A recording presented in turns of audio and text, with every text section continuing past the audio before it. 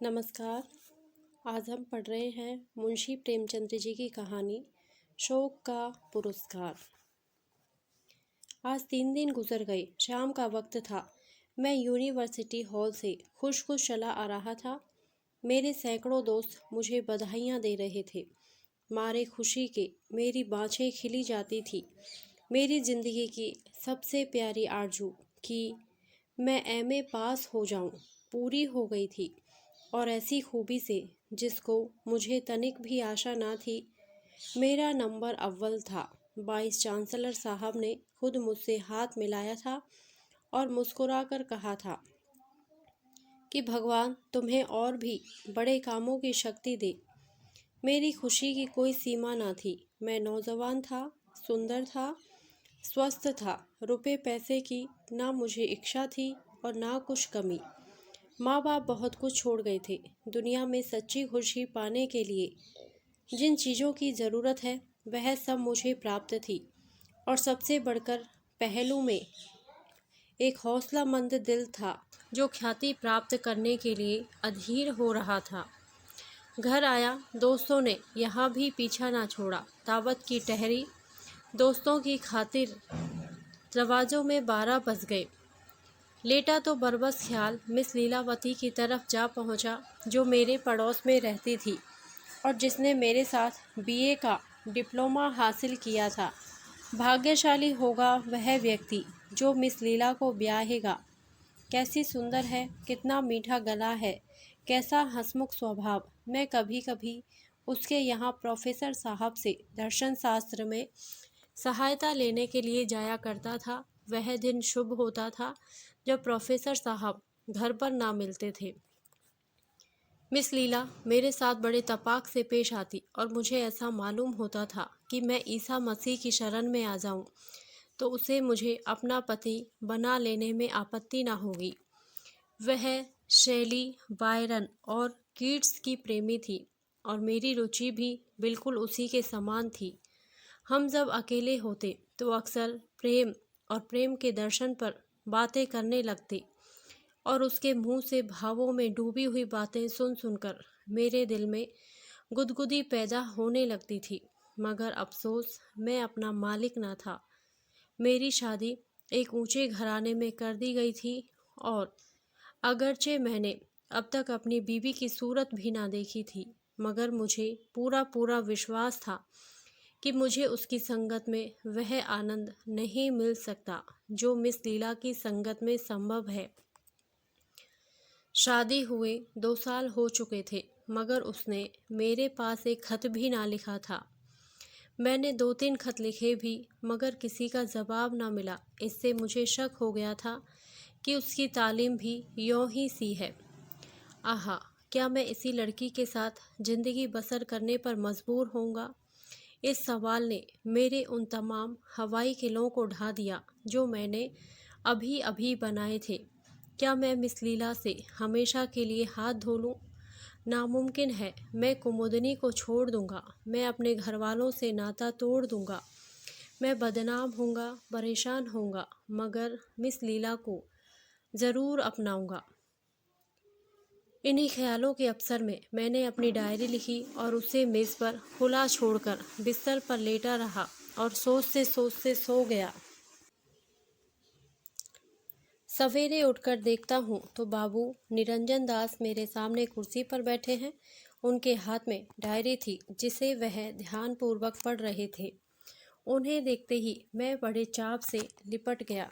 अफसोस, अब उस देवोपम स्वभाव वाले नौजवान की सूरत देखनी ना नसीब होगी। अचानक मौत ने उसे हमेशा के लिए हमसे अलग कर दिया। कुमुदनी के सगे भाई थे, बहुत स्वस्थ, सुंदर और हंसमुख। उम्र मुझसे 2 ही 4 साल ज़्यादा थी। ऊंचे पद पर नियुक्त थे। कुछ दिनों से इसी शहर में तब्दील होकर आ गए थे। मेरी और उनकी गाढ़ी दोस्ती हो गई थी। मैंने पूछा, क्या तुमने मेरी डायरी पढ़ ली? निरंजन, हाँ। मैं, मगर कुमुदनी से कुछ ना कहना। निरंजन, बहुत अच्छा, ना कहूँगा। मैं, इस वक्त किसी सोच में हो? मेरा डिप्लोमा देखा? निरंजन, घर से खत आया है, पिताजी बीमार हैं, 2-3 दिन में जाने वाला हूँ मैं। शौक से जाइए, ईश्वर उन्हें जल्द स्वस्थ करे। निरंजन, तुम भी चलोगे? ना मालूम कैसा पड़े कैसा ना पड़े। मैं, मुझे तो इस वक्त माफ़ कर दो। निरंजन दास यह कहकर चले गए। मैंने हजामत बनाई, कपड़े बदले और मिस लीलावती से मिलने का चाव मन में लेकर चला। वहां जाकर देखा तो ताला पड़ा हुआ है। मालूम हुआ कि मिस साहिबा की तबीयत 2-3 दिन से ख़राब थी। आब हवा बदलने के लिए नैनीताल चली गई। अफसोस, मैं हाथ मलकर रह गया। क्या लीला मुझसे नाराज़ थी? उसने मुझे खबर क्यों नहीं दी? लीला, क्या तू बेवफा है? तुझसे बेवफाई की उम्मीद न थी। फौरन पक्का इरादा कर लिया कि आज की डाक से नैनीताल चल दूँ। मगर घर आया तो लीला का खत मिला। कांपते हुए हाथों से खोला। लिखा था, मैं बीमार हूँ, मेरे जीने की कोई उम्मीद नहीं है। डॉक्टर कहते हैं कि प्लेग है। जब तक तुम आओगे शायद मेरा किस्सा तमाम हो जाएगा। आखिरी वक्त तुमसे ना मिलने का सख्त सदमा है। मेरी याद दिल में कायम रखना। मुझे सख्त अफसोस है कि तुमसे मिलकर नहीं आई। मेरा कसूर माफ़ करना और अपनी अभागिनी लीला को भुला मत देना। खत मेरे हाथ से छूटकर गिर पड़ा। दुनिया आंखों में अंधेरी हो गई। मुंह से एक ठंडी आह निकली। बिना एक क्षण गंवाए मैंने बिस्तर बांधा और नैनीताल चलने के लिए तैयार हो गया। घर से निकला ही था कि प्रोफेसर बॉस से मुलाकात हो गई। कॉलेज से चले आ रहे थे। चेहरे पर शोक लिखा हुआ था। मुझे देखते ही उन्होंने जेब से एक तार निकालकर मेरे सामने फेंक दिया। मेरा कलेजा धक्के से हो गया। आंखों में अंधेरा छा गया। तार कौन उठाता है? और हाय, मार कर बैठ गया। लीला, तू इतनी जल्दी मुझसे जुदा हो गई। मैं रोता हुआ घर आया और चारपाई पर मुंह ढांपकर खूब रोया। नैनीताल जाने का इरादा खत्म हो गया। 10-12 दिन तक मैं उन्माद की सी दशा में इधर उधर घूमता रहा।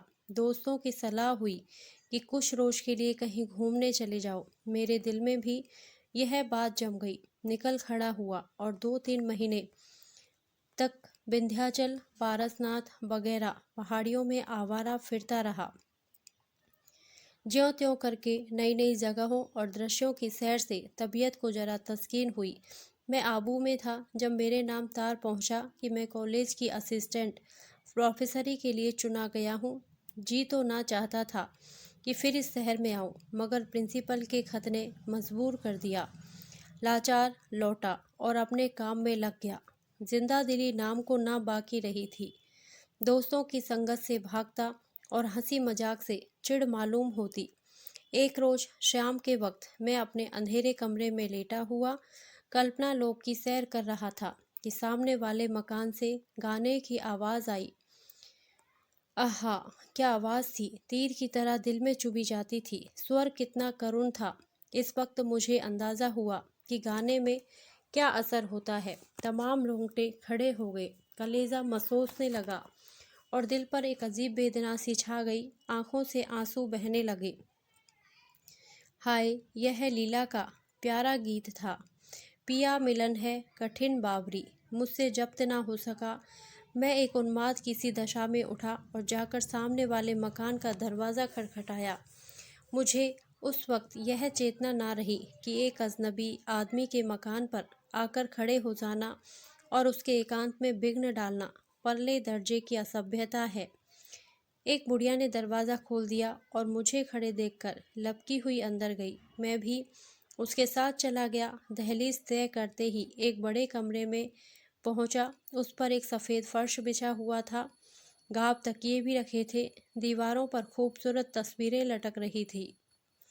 एक 16-17 साल का सुंदर नौजवान, जिसकी अभी मसें भीग रही थी, मसनद के करीब बैठा हुआ हारमोनियम पर गा रहा था।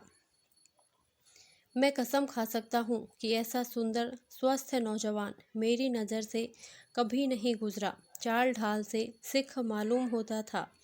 मुझे देखते ही चौंक पड़ा और हारमोनियम छोड़कर खड़ा हो गया। शर्म से सिर झुका लिया और कुछ घबराया हुआ सा नज़र आने लगा। मैंने कहा, माफ़ कीजिएगा, मैंने आपको बड़ी तकलीफ दी। आप इस फ़न के उस्ताद मालूम होते हैं। खासकर जो चीज़ अभी आप गा रहे थे वह मुझे पसंद।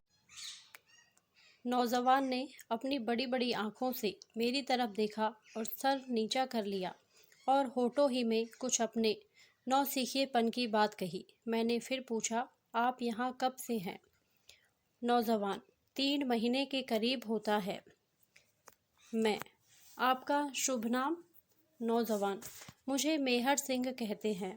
मैं बैठ गया और बहुत गुस्ताखाना बेतकल्लुफ़ी से मेहर सिंह का हाथ पकड़कर बिठा दिया, फिर माफ़ी मांगी। उस वक्त की बातचीत से मालूम हुआ कि वह पंजाब का रहने वाला है और यहाँ पढ़ने के लिए आया हुआ है। शायद डॉक्टरों ने सलाह दी थी कि पंजाब की आब हवा उसके लिए ठीक नहीं है। मैं दिल में तो झेंपा कि एक स्कूल के लड़के के साथ बैठकर ऐसी बेतकल्लुफ़ी सी बातें कर रहा हूँ, मगर संगीत के प्रेम ने इस ख्याल को रहने ना दिया। रस्मी परिचय के बाद मैंने फिर प्रार्थना की कि वही चीज़ छेड़िए। मेहर सिंह ने आंखें नीचे करके जवाब दिया कि मैं अभी बिल्कुल नौसिखिया हूँ। मैं, यह तो आप अपनी जवान से कहिए। मेहर सिंह झेंपकर, आप कुछ फरमाएं, हारमोनियम हाजिर है। मैं इस फ़न में बिल्कुल कोरा हूँ, वरना आपकी फरमाइश ज़रूर पूरी करता। इसके बाद मैंने बहुत आग्रह किया, मगर मेहर सिंह झेपता ही रहा। मुझे स्वभावतः शिष्टाचार से घृणा है। हालांकि इस वक्त मुझे रूखा होने का कोई हक ना था, मगर जब मैंने देखा यह किसी तरह ना मानेगा तो जरा रुखाई से बोला, खैर जाने दीजिए। मुझे अफसोस है कि मैंने आपका बहुत वक्त बर्बाद किया, माफ़ कीजिए। यह कहकर उठ खड़ा हुआ। मेरी रूनी सूरत देखकर शायद मेहर सिंह को उस वक्त तरस आ गया। उसने झेपते हुए मेरा हाथ पकड़ लिया और बोला, आप तो नाराज़ हुए जाते हैं। मुझे आपसे नाराज़ होने का कोई हक हासिल नहीं। मेहर सिंह, अच्छा बैठ जाइए, मैं आपकी फरमाइश पूरी करूँगा, मगर मैं अभी बिल्कुल अनाड़ी हूँ। मैं बैठ गया और मेहर सिंह ने हारमोनियम पर वही गीत आलापना शुरू किया। पिया मिलन है कठिन बाबरी, कैसी सुरीली तान थी, कैसी मीठी आवाज़, कैसा बेचैन करने वाला भाव। उसके गले में वह रस था जिसका बयान नहीं हो सकता। मैंने देखा कि गाते गाते खुद उसकी आंखों में आंसू भर आए। मुझे इस वक्त एक मोहक सपने की सी दशा छाई हुई थी। एक बहुत मीठा, नाजुक, दर्दनाक असर दिल पर हो रहा था जिसे बयान नहीं किया जा सकता। एक हरे भरे मैदान का नक्शा आंखों के सामने खिंच गया और लीला, प्यारी लीला, उस मैदान पर बैठी हुई मेरी तरफ हसरतनाक आंखों से ताक रही थी। मैंने एक लंबी आह भरी और बिना कुछ कहे उठ खड़ा हुआ। इस वक्त मेहर सिंह ने मेरी तरफ ताका। उसकी आंखों में मोती के कतरे डबडबाए हुए थे और बोला, कभी कभी तशरीफ़ लाया कीजिएगा। मैं सिर्फ इतना जवाब दिया, मैं आपका बहुत कृतज्ञ हूँ। धीरे धीरे मेरी यह हालत हो गई कि जब तक मेहर सिंह के यहाँ जाकर 2-4 गाने ना सुन लूँ, जी को चैन न आता। शाम हुई और मैं जा पहुँचा। कुछ देर तक गानों की बहार लूटता और तब उसे पढ़ाता। ऐसे ज़हीन और समझदार लड़के को पढ़ाने में मुझे ख़ास मज़ा आता है। मालूम होता था कि मेरी एक एक बात उसके दिल पर नक्श हो रही है। जब मैं पढ़ाता वह पूरे जी जान से कान लगाए बैठा रहता। जब उसे देखता पढ़ने लिखने में डूबा हुआ पाता। साल भर में अपने भगवान के दिए हुए जेहन की बदौलत उसने अंग्रेजी में अच्छी योग्यता प्राप्त कर ली। मामूली मामूली चिट्ठियाँ लिखने लगा और दूसरा साल गुजरते गुजरते वह अपने स्कूल के कुछ छात्रों से बाजी ले गया। जितने मुदर्रिस थे सब उसकी अकल पर हैरत करते और सीधा नेकचरन ऐसा कि कभी झूठ मूठ भी किसी ने उसकी शिकायत ना की। वह अपने सारे स्कूल की उम्मीद और रौनक था, लेकिन बावजूद सिख होने के उसे खेलकूद में रुचि न थी। मैंने उसे कभी क्रिकेट में नहीं देखा। शाम होते ही सीधे घर चला आता और लिखने पढ़ने में लग जाता। मैं धीरे धीरे उससे इतना हिल मिल गया कि बजाय शिष्य के उसको अपना दोस्त समझने लगा। उम्र के लिहाज से उसकी समझ आश्चर्यजनक थी। देखने में 16-17 साल से ज़्यादा ना मालूम होता, मगर जब कभी मैं रवानी में आकर दुर्बोध कभी कवि कल्पनाओं और कोमल भावों की उसके सामने व्याख्या करता, तो मुझे उसकी भंगिमा से ऐसा मालूम होता कि एक एक बारीकी को समझ रहा है। एक दिन मैंने उससे पूछा, मेहर सिंह, तुम्हारी शादी हो गई? मेहर सिंह ने शर्माकर जवाब दिया, अभी नहीं। मैं, तुम्हें कैसी औरत पसंद है? मेहर सिंह, मैं शादी करूँगा ही नहीं। मैं, क्यों? मेहर सिंह, मुझे जैसे जाहिल गंवार के साथ शादी करना कोई औरत पसंद ना करेगी। मैं, बहुत कम ऐसे नौजवान होंगे जो तुमसे लायक हों या तुमसे ज़्यादा समझ रखते हों। मेहर सिंह ने मेरी तरफ अचंभे से देखकर कहा, आप दिल्लगी करते हैं। मैं, दिल्लगी नहीं, मैं सच कहता हूँ। मुझे खुद आश्चर्य होता है कि इतने कम दिनों में तुमने इतनी योग्यता क्यों कर पैदा कर ली। अभी तुम्हें अंग्रेजी शुरू किए 3 बरस से ज़्यादा नहीं हुए। मेहर सिंह, क्या मैं किसी पढ़ी लिखी लेडी को खुश रख सकूँगा? मैं, जोश से, बेशक। गर्मी का मौसम था। मैं हवा खाने शिमला गया हुआ था। मेहर सिंह भी मेरे साथ था। वहाँ मैं बीमार पड़ा, चेचक निकल आई, तमाम जिस्म में फपोले पड़ गए, पीठ के बल चारपाई पर पड़ा रहता। उस वक्त मेहर सिंह ने मेरे साथ जो जो एहसान किए वह मुझे हमेशा याद रहेंगे। डॉक्टरों की सख्त मनाही थी कि वह मेरे कमरे में ना आवे, मगर मेहर सिंह 8 पहर मेरे ही पास बैठा रहता, मुझे खिलाता पिलाता, उठाता बिठाता, रात रात भर चारपाई के करीब बैठकर जागते रहना मेहर सिंह का ही काम था। सगा भाई भी इससे ज़्यादा सेवा नहीं कर सकता था। 1 महीना गुजर गया। मेरी हालत रोज़ ब रोज़ बिगड़ती जाती थी। एक रोज़ मैंने डॉक्टर को मेहर सिंह से कहते सुना कि इनकी हालत नाजुक है। मुझे यकीन हो गया कि अब ना बचूंगा, मगर मेहर सिंह कुछ ऐसी दृढ़ता से मेरी सेवा शुश्रूषा में लगा हुआ था जैसे वह मुझे जबरदस्ती मौत के मुंह से बचा लेगा। एक रोज शाम के वक्त मैं कमरे में लेटा हुआ था कि किसी के सिसकी लेने की आवाज़ आई। वहाँ मेहर सिंह को छोड़कर और कोई ना था। मैंने पूछा, मेहर सिंह, तुम रोते हो? मेहर सिंह ने जब्त करके कहा, नहीं, रोऊं क्यों?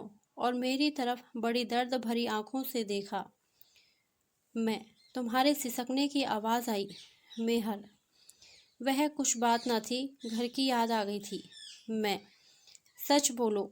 मेहर सिंह की आंखें फिर डबडबा आई। उसने मेज पर से आईना उठाकर मेरे सामने रख दिया। हे नारायण, मैं खुद को पहचान न सका। चेहरा इतना ज़्यादा बदल गया था, रंगत बजाय सुर्ख के स्याह हो रही थी और चेचक के बदनुमा दागों ने सूरत बिगाड़ दी थी। अपनी यह बुरी हालत देखकर मुझसे भी जब्त न हो सका और आंखें डबडबा गई। वह सौंदर्य जिस पर मुझे इतना गर्व था बिल्कुल विदा हो गया था। मैं शिमले से वापस आने की तैयारी कर रहा था। मेहर सिंह उसी रोज मुझसे विदा होकर अपने घर चला गया। मेरी तबीयत बहुत उचाट हो रही थी। असबाब सब बंध चुका था कि एक गाड़ी मेरे दरवाजे पर आकर रुकी और उसमें से कौन उतरा? मिस लीला। मेरी आंखों को विश्वास ना हो रहा था। चकित होकर ताकने लगा। मिस लीलावती ने आगे बढ़कर मुझे सलाम किया और हाथ मिलाने को बढ़ाया। मैंने भी बौखलाहट में हाथ तो बढ़ा दिया, मगर अभी तक यह यकीन नहीं हुआ कि मैं सपना देख रहा हूँ या हकीकत है। लीला के गालों पर वह लाली ना थी, वह चुलबुलापन, बल्कि वह बहुत गंभीर और पीली पीली सी हो रही थी। आखिर मेरी हैरत कम न होते देखकर उसने मुस्कुराने की कोशिश करते हुए कहा, तुम कैसे जेंटलमैन हो कि एक शरीफ लेडी को बैठने के लिए कुर्सी भी नहीं देते। मैंने अंदर से कुर्सी लाकर उसके लिए रख दी, मगर अभी तक यही समझ आ रहा था कि सपना देख रहा हूँ। लीलावती ने कहा, शायद तुम मुझे भूल गई। मैं, भूल तो उम्र भर नहीं सकता, मगर आँखों को एतवार नहीं आता। लीला, तुम तो बिल्कुल पहचान नहीं आते। मैं, तुम भी तो वह नहीं रही, मगर आखिर यह भेद क्या है? क्या तुम स्वर्ग से लौट आई? लीला, मैं तो नैनीताल में अपने मामा के यहाँ थी। मैं, और वह चिट्ठी मुझे किसने लिखी थी? तार किसने दिया था? लीला, मैंने ही। मैं, क्यों? तुमने यह मुझे धोखा क्यों दिया? शायद तुम अंदाज़ा नहीं कर सकती कि मैंने तुम्हारे शोक में कितनी पीड़ा सही है। मुझे उस वक्त एक अनोखा गुस्सा आया। यह फिर मेरे सामने क्यों आ गई? मर गई तो मरी ही रहती। लीला, इसमें एक गुण था, मगर यह बात तो फिर होती रहेंगी। आओ इस वक्त तुम्हें अपनी एक लेडी फ्रेंड से इंट्रोड्यूस कराऊं। वह तुमसे मिलने की बहुत इच्छुक है। मैंने अचरज से पूछा, मुझसे मिलने की? मगर लीलावती ने इसका जवाब कुछ न दिया और मेरा हाथ पकड़कर गाड़ी के सामने ले गई। उसमें एक युवती हिंदुस्तानी कपड़े पहने हुए थी। मुझे देखते ही उठ खड़ी हुई और हाथ बढ़ा दिया। मैंने लीला की तरफ सवाल करती हुई आंखों से देखा। लीला, क्या तुमने नहीं पहचाना? मैं, मुझे अफसोस है कि मैंने आपको पहले कभी नहीं देखा, और अगर देखा भी हो तो घूंघट की आड़ से क्यों कर पहचान सकता हूँ। लीला, यह तुम्हारी बीवी कुमुदनी है। मैंने आश्चर्य के स्वर में कहा, कुमुदनी यहाँ? लीला, कुमुदनी, मुंह खोल दो और अपने प्यारे पति का स्वागत करो। कुमुदनी ने कांपते हुए हाथों से जरा सा घूंघट उठाया। लीला ने सारा मुंह खोल दिया और ऐसा मालूम हुआ कि जैसे बादल से चांद निकल आया। मुझे ख्याल आया, मैंने यह चेहरा कहीं देखा है। कहा, आहा, उसकी नाक पर भी तो वही तिल है, उंगली में वही अंगूठी भी है। लीला, क्या सोचते हो, अब पहचाना? मैं, मेरी कुछ अकल काम नहीं करती। हूबहू यही हुलिया मेरे एक प्यारे दोस्त मेहर सिंह का है। लीला मुस्कुराकर, तुम तो हमेशा निगाह के तेज बनते थे, इतना भी नहीं पहचान सकते? मैं खुशी से फूल उठा। कुमुदनी मेहर सिंह के भेष में? मैंने उसी वक्त उसे गले से लगा लिया और खूब दिल खोलकर प्यार किया। इन कुछ क्षणों में मुझे जो खुशी हासिल हुई, उसके मुकाबले जिंदगी भर की खुशियाँ हेज हैं। हम दोनों आलिंगन पाश में बंधे हुए थे। कुमुदनी, प्यारी कुमुदनी के मुंह से आवाज़ न निकलती थी। हाँ, आंखों से आंसू जारी थे। मिस लीला बाहर खड़ी कोमल आंखों से यह दृश्य देख रही थी। मैंने उसके हाथों को चूमकर कहा, प्यारी लीला, तुम सच्ची देवी हो। जब तक जिएंगे तुम्हारे कृतज्ञ रहेंगे। लीला के चेहरे पर एक हल्की सी मुस्कुराहट दिखाई दी। बोली, अब तो शायद तुम्हें मेरे शोक का काफ़ी पुरस्कार मिल गया। धन्यवाद। यदि आपको यह कहानी अच्छी लगी हो तो प्लीज़ मेरे वीडियो को लाइक करें, शेयर करें और मेरे चैनल को सब्सक्राइब करें। Thank you.